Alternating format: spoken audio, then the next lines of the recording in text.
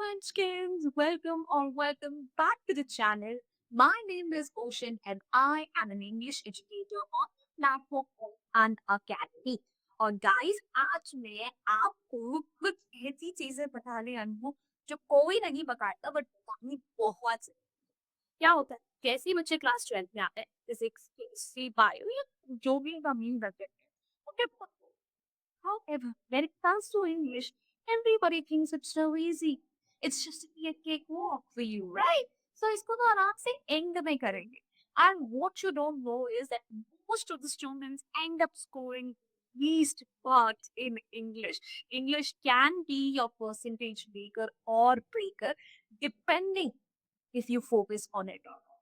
So आज जो बच्चे क्लास 11 में पढ़ कर ये सोच रहे हैं ना चीज़ तो बाएँ हाथ का खेल कैसे हो जाएगा? मैं आज आपको ऐसे 5 रीज़न्स देने वाली हूँ, जो कि डेफिनिटली आपको इस चीज़ के लिए कन्विंस करेंगे that you need to focus on your English on a regular basis and या please don't take it as lightly.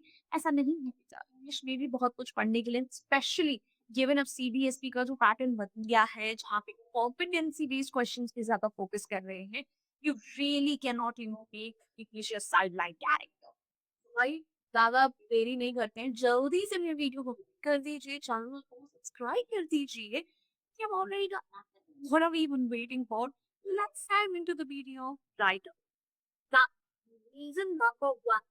भाई पेपर की not the stories class 11th में क्या होगा हम आपको कहानी पढ़ाई जाती थी जैसे बचपन में मम्मी रात को सोने से पहले कहानियां बताती थी ना ठीक है कि इस कैरेक्टर में ये करा इस कैरेक्टर ने वो करा हम भी वही सुनते थे फिर क्लास 11th में direct text were rather more straightforward but class 12th में जैसे ही आप आगे कहानी उतनी सीधी सादी नहीं होने लगी है chapters in dive into abstract and layered ideas identity जैसे कि आप अब न्यूज़ में पढ़ोगे सोफी वाला था इंपीरियल ठीक है existentialism which you will learn about in the third level social injustice that we're going to talk about in memories of childhood. We're going to talk about it in Lost Spring, and yes, definitely we go chapter as well. So you're not just reading; you're really interpreting between the lines and even the questions. They are like that. So भाई एक तो भाई आपको चीजों में ठीक है मतलब जो है स्ट्रेट फॉरवर्ड नहीं निकालना है उसको डीपर लेवल तक अच्छे से समझना है तो वो चीज अगर आप एंड में करने की सोच रही है इतनी बड़ी चीज़ नहीं, बल्कि इससे आपका नुकसान ही ज़्यादा होगा। तो प्लीज़ फोकस करो तभी तुम्हारा भला हो सकता है। Then reason number two, more analytical questions. That is the one of the biggest reasons I would suggest you why you should focus on your class 12 English from the head on. What happened in class 11th? यही question यही what happened? क्या हुआ था? Focus was on कि भाई ठीक है grandmother को ये क्यों पसंद नहीं था कि खुशवंत सिंह जी इंग्लिश स्कूल जाने लग गए थे ठीक है या फिर जो है हमारे इस वर्ड का मतलब क्या है very straight forward However, in textual, question is more of like, why did it happen? What does it signify? Writer ने ये बोला तो क्यों बोला ये इंसिडेंट जो हुआ इसके पीछे का सिंक्रोनिज्म क्या है what is the language what is the tone you need to use your placement interpretation and insight skills that you want to get the answer right and I want to say this is a great chance for those students जिनको literature में English में actually एक genuine interest है आपको ये जो आपका syllabus है not just the chapters chapters तो वही पुराने हैं but the way that the questions are being asked now they're going to develop that side of you that helps you analyze the literature not just read it not just understand the meaning textual meaning of it but the what the author was trying to say through it तो इसीलिए भाई जो questions हैं they are not really they are indirect इनकी practice होनी जरूरी है पता है सबसे लास्ट में आकर मुझे ये बहुत लॉन्ग क्वेश्चन आंसर कैसे लिखें मैं प्रीवियस क्वेश्चन कैसे लिखें मैं शॉर्ट क्वेश्चन आंसर कैसे लिखें बेटा जैसे is a practice based subject English is also a practice based subject शुरू से अगर प्रैक्टिस करोगे तो लास्ट में तुम लोगों को ये प्रॉब्लम्स आएंगी ही नहीं I'm not asking you to allot a very specific time to English on a regular basis.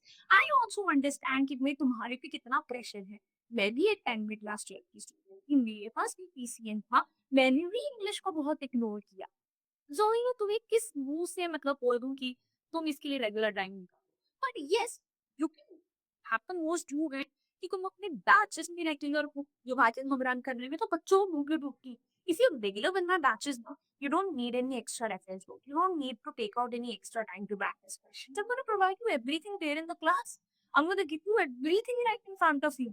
ठीक है, चाहे हम बात कर रहे हैं कॉम्पिटेंसी बेस्ड क्वेश्चन की, चाहे हम बात कर रहे हैं पीवाईक्यूज की, सब कुछ तुम्हें परोसा हुआ मिलेगा।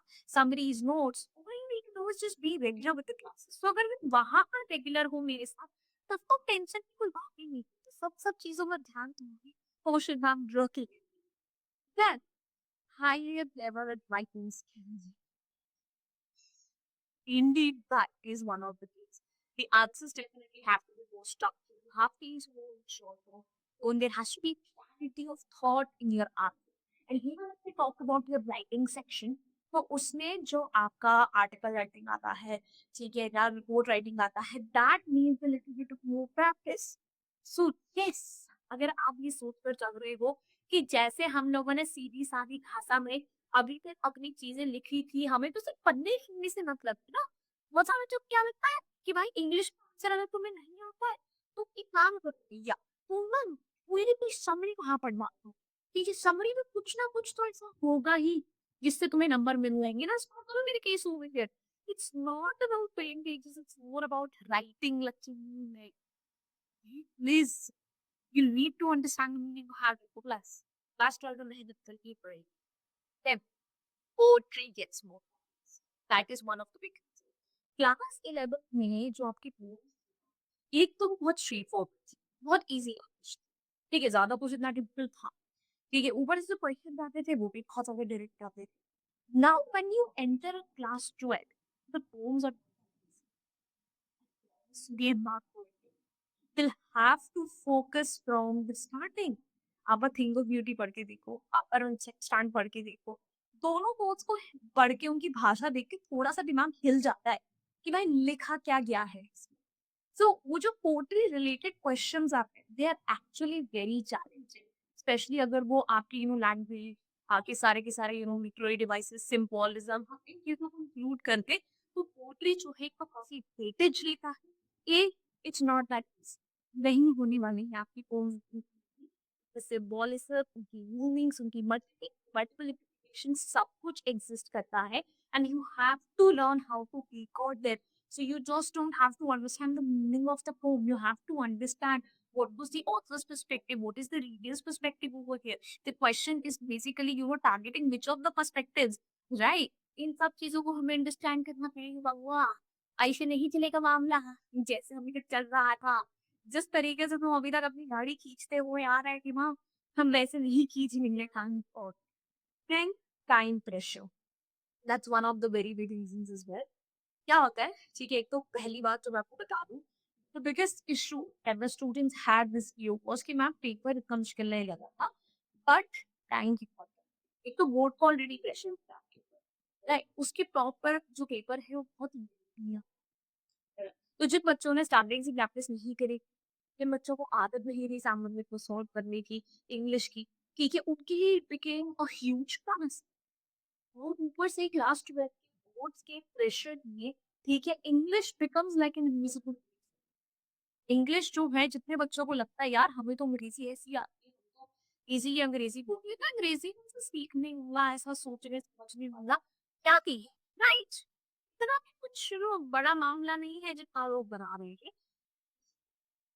मेरी फिजिक्स में 95 फिजिक्स, राइट, और मैंने क्लास 12 के बाद फिजिक्स बहुत उठाई, एक बार भी नहीं, ठीक है। मुझे बहुत सारे बच्चे जब लोग सुनते हैं ना मेरी स्टोरी कि मैम मोशन मैथ की तो फिजिक्स में 95, मैंने मैम फिजिक्स पढ़ा नहीं पढ़ा करती है फिजिक्स, और मेरे इंग्लिश में 88। रीजन पता है क्या है? क्योंकि फिजिक्स में ना 11th में जाकर फर्स्ट यूनिट में फेल हो गई थी। इंग्लिश में मेरे फर्स्ट यूनिट में आ गए थे 11th में ही अच्छे खासे ऑलमोस्ट फुल नंबर। तो मैं एक में अंडर कॉन्फिडेंट हो गई, दूसरे में ओवर कॉन्फिडेंट, जिसमें अंडर कॉन्फिडेंट हो उसमें तो बहुत मेहनत करी, तो कहीं ना कहीं फल तो मिलना ही का। क्लासेस भी रेगुलर करी, नोट्स भी बनाए, कोचिंग इंस्टीट्यूट भी गए, टीचर का भी दिमाग खाए कि ये डाउट है वो डाउट है।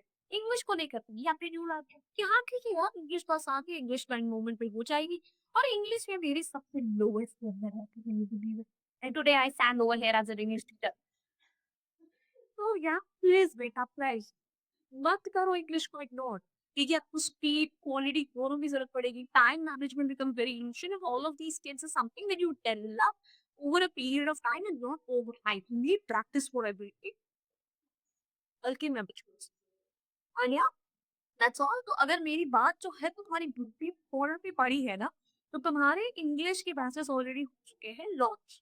ठीक है, I am a part of commerce and I am a part of humanities batch. However English is a common subject across all your streams, so you can also be part of those batches. अभी बस अभी अभी हमने शुरू ही करे हैं आपके batches, with bridge course चल रहा है, तो आप आ सकते हो उसमें। OP05 कोड लगाओगे क्योंकि मैक्सिमम डिस्काउंट इस में। और अगर अभी भी मुझ पे शक है तो एक काम करो, फॉलो मी ऑन अनअकैडमी का ऐप डाउनलोड करके फॉलो करो।